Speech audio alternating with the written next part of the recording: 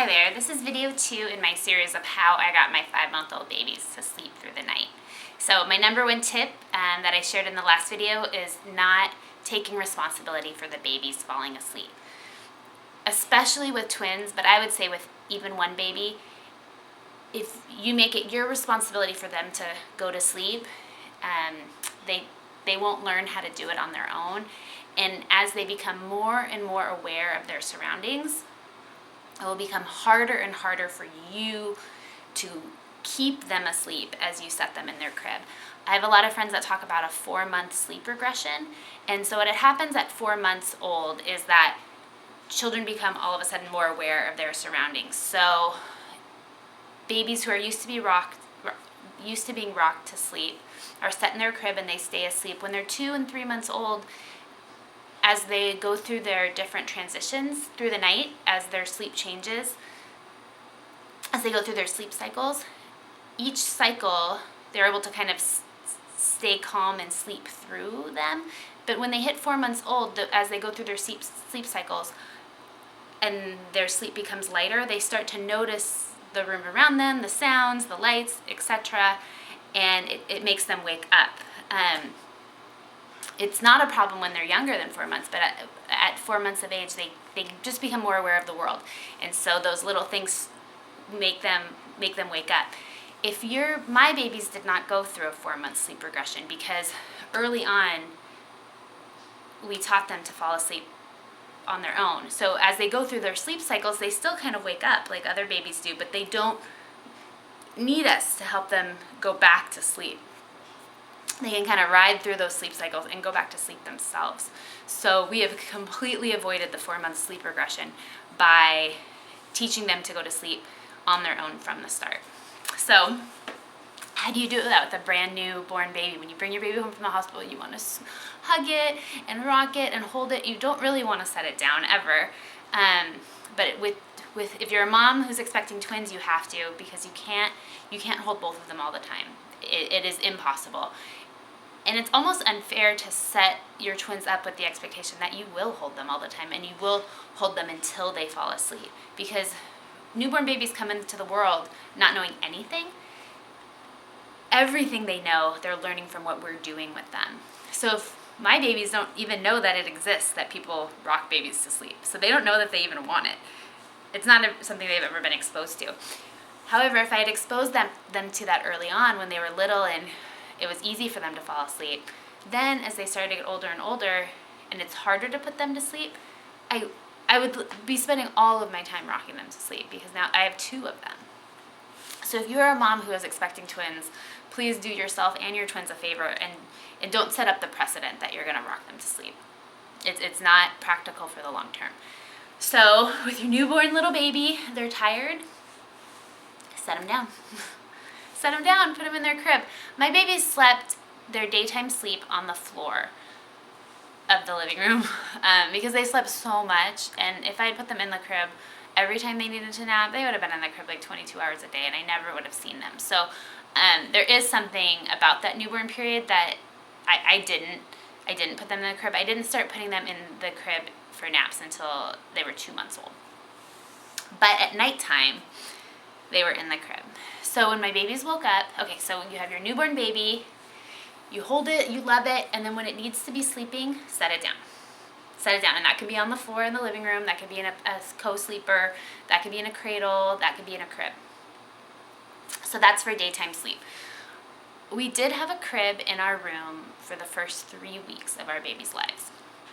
At 3 weeks, we moved the crib into their own room. But during the night, even though the crib was in our room, they were in the crib 100% of the time at night unless we were feeding them. So our babies needed to be woken every 3 hours to eat because they were born very small, which is very common for twins. And so we set an alarm so that we would wake them up every 3 hours to eat. When we got up to feed them, we fed them both at the same time. That's another key thing to do with twins, is if you can, if you have support of another person, a spouse or a family member, you want to wake them to eat at the same time. if you are waking them to eat at the same time, they will sync up to eat at the same time during the day as well. And it's just easier to feed them at the same time. It's because if they're eating at the same time, it's quite possible that then they're going to sleep at the same time. So you want to sync those things up. So we would get them up, make their bottles, feed them, and then we'd put them back down in the crib. Most often during those newborn days, they were asleep by the end of the bottle, so it was quite easy to set them down. However, even if they weren't asleep at the end of the bottle, we would still set them in the crib and then try to go back to sleep ourselves. We did not have super fussy babies. That would have made all of this a little bit more challenging. However, on the nights that they were fussy, our first attempt, if it wasn't time to feed them, would be to put a pacifier in their mouth. My babies both like to take a pacifier, so that was quite handy for us. So we would hold, it was hard, they liked to suck on the pacifier, but they couldn't quite, they were little and they were born premature and they couldn't quite latch onto it. So I would hold the pacifier in their mouth for them. And for me it was useful to count. I counted in my head till 60 because I wanted to hold it for enough time for them to soothe themselves, but I did not want to create a crutch where in order for them to fall asleep, I had to be standing there holding their pacifier in for them. So it's this balance. I was constantly trying to seek this balance. At that stage, I was not leaving them just to cry and leave them to their own devices. One, with premature infants, that burns way too many calories. Your goal those first couple weeks, especially if you have twins who are born premature, which most twins are born premature, you are going to want to be getting as many calories into them as possible and have them burn as few calories. So you're not leaving your babies to cry. So you don't want to leave your babies to cry. You want to help them with what they need. However, you don't want to start creating these crutches where in order for them to sleep, you need to do blank, regardless of what it is. You don't want to create habits at this stage of their life. So, or any stage really. So I would hold the pacifier in for a minute, and then I would go back and lay down. Now, most times, that would be enough. Sucking on the pacifier for a minute soothed them. Then they were in a calm state, and they were able to fall asleep. Now, that didn't work all the time, and it wouldn't work for every baby. So the next step that I would take is if the pacifier, when it was in their mouth, soothed them, if that was able to soothe them, and I was able to go lay down, even if they started crying again, then I would leave them to cry for 3 minutes. Now, most of the books that you read about sleep will not recommend this. However, babies cry. And I never wanted to be afraid for my babies to cry. One, they need to release emotions just like the rest of us do. Two, crying is exhausting for babies. So I know from experience working with other kids, if they cry a little bit, and I'm talking a little bit, 3 minutes, when you go back to soothe them again, it's going to have pushed them over to the edge of like, oh, now I'm so tired I can fall asleep. Some people are concerned that your child might feel emotionally abandoned if you let them cry. For 3 minutes, I don't think so. You are responding to their needs 98% of the time immediately. They are learning to trust you as a person. They are learning that they have a voice and you can respond. It's like if they started crying and you were in the bathroom, you would just finish going to the bathroom and then you'd get to them. It's not at all a different experience letting them cry for 3 minutes while you're in your bed, timing it, ready to respond to them. They're gonna be fine, and it's gonna push them over that edge from, I'm pretty tired and I can't really calm down, to, whoa, now I'm totally tired. Mom's gonna come soothe me and then I'm gonna be able to fall asleep. I found it an incredibly useful tool, and I really want to advocate, especially to moms of twins, that it's okay if your babies cry a little bit. It's okay. So 3 minutes would up, I would get up, I would put a pacifier in. If that soothed them, me holding the pacifier for them, again, I did it for a minute, and most often then they were able to fall asleep. Now, maybe not. If they didn't, or if they got to the point where they were calm, I would go lay down. If they started to cry again, this time I would go 5 minutes. And this was early on, talking day 7, I would let them cry for 5 minutes, and then I would come back, put the pacifier in, soothe, etc. We never made it past 7 minutes. I would not advocate letting a baby cry, especially at the newborn stage, longer than 7 minutes. And I never needed to do that. They always were able to fall asleep by then. So that's that. That's that strategy that we used. There were times that the pacifier did not soothe them. Holding the pacifier in their mouth did not soothe them. So then I did not want them to get too agitated. I did not want them to get too panicked. And my sleep, I was working toward us all sleeping at night, but I wasn't going cold turkey. So first step, try soothing with a pacifier and do the graduated 3, 5, 7-minute crying. If the pacifier, or another thing is, if a pacifier doesn't soothe them, sometimes rubbing their belly soothes them, jiggling them a little. So the goal is to find a way to soothe them while they are still in the crib. The goal is to keep them in the crib. So find a way to soothe them while they're still in the crib. Now, there were times the pacifier, which was our way of soothing them while staying in the crib, did not work. And so then our next step was to pick them up. Pick them up, hold them, and then usually I would do the pacifier too. For me, this was kind of a test of like, if me holding you can soothe you, then I'm going to rule out that there's other problems happening, right? And we'll get into that later when I talk about when it's time to drop nighttime feedings.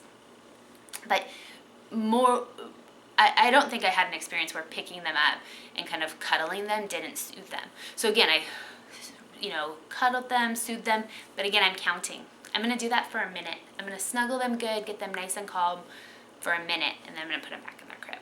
Because although I definitely take responsibility for regulating my baby's emotions, and that if they need comfort, I'm going to give it to them, I'm still not going to take responsibility for them falling asleep. So I pick them up, they're upset, I pick them up, cuddle them, soothe them, calm them for a minute or two, and then I'm going to put them back down in their crib. Because I want them to know I am there for them. I want them to know that they're safe with me. And I want them to know that they can fall asleep in their crib by themselves. So I think the fear that parents have is that they would snuggle, rock, hold them, calm them, and then when they put them back in the crib, that then the child would get upset again. That what the child really wants is to be with you. And I would really argue with that person. At this stage, at the newborn stage, the child likes to be snuggled by you. But why they're crying is not that they want to be with you. What they're crying about is that they are tired and they need to go to sleep. So once you give them their love and they're calm and they know that you're there for them, then what they need is to go to sleep, and they don't need to go to sleep on you. They don't need to go to sleep on you, because this is when they're taught that they don't sleep on you, they sleep in their bed. And it is easier to teach your baby this at the newborn stage than it is to teach them at any other time. Talk to a parent of a toddler who's been falling asleep on them for their whole life, how difficult it is to teach a toddler that, nope, it's not time to fall asleep on mommy anymore, it's time to fall asleep in their bed. That is a very difficult time to teach a child that lesson. That is the time when that toddler is crying. It's not because they need to go to sleep, it's because they really do genuinely want to be on you. A newborn is not aware enough of their surroundings to think that they want to be on you. They're upset, they're agitated, they are uncomfortable, and what's going to get them to the point of comfort the fastest is getting some sleep. So it is an investment at the beginning. It is easier to hold that baby on you and let them sleep on you. It's easier to bring them into your bed. But if you're a mom who's going to have twins, you don't have that luxury. You're only one person, and you can't be that to two babies at the same time. You really can't. And the earlier you are teaching them that you love them, they're safe with you, you're going to respond to them, and they're going to sleep in their own bed at night, the sooner you're all going to get a good night's sleep and be really happy. So, okay, those are my tips for today. To recap, it's not your responsibility for your child to be asleep. It's only your responsibility to get them comfortable, calm, fed, warm. 2, try to soothe them in the crib. As many messages as you can send about being in the crib all night long, the sooner they're going to learn to sleep through the night. And my third tip is, don't let them cry uncontrollably, certainly at the newborn stage, but constantly be working toward getting them back in the crib, calming them down. Once they're calm, get them back in the crib. Falling asleep should happen in the crib. Okay, thanks for tuning in, and I'll post more videos soon. Thanks.